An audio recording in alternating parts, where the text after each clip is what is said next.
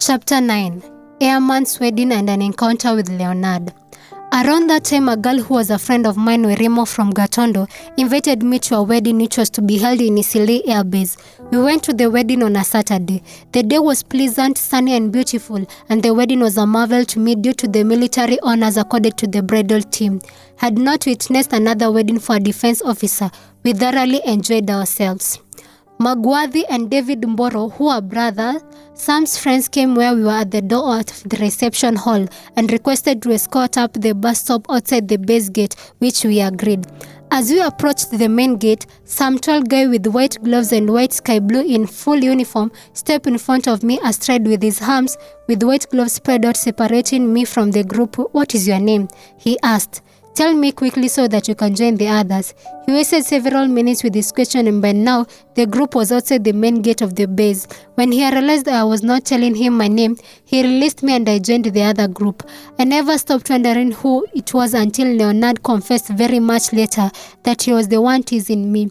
Most of the things he did in cognition. He was a real hunk and an ingenious man who did so many weird things. He looked very handsome but attractive as he was, his behavior was wanting and he was completely crazy.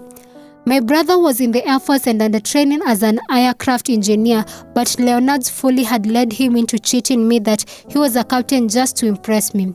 My brother Sam had already said he was a bad man who was a military policeman and not an airman.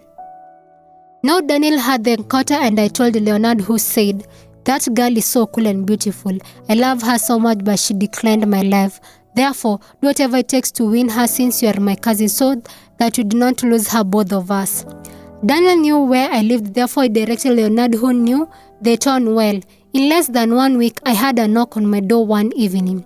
When I opened, it was Leonard. He said to take me out and I declined. He came the second day and still declined. When he came the third day, he forced me out of the house like a prisoner into his car. He drove up to his Tinganga village home in the midst of my protester.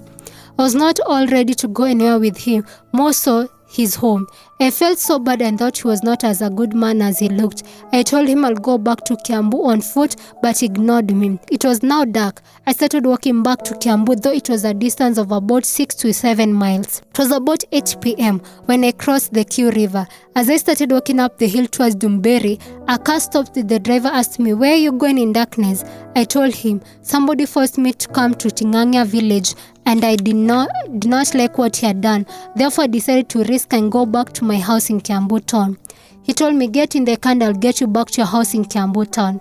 Though he was a stranger, I did not hesitate. I entered the car and he dropped me at the doorstep.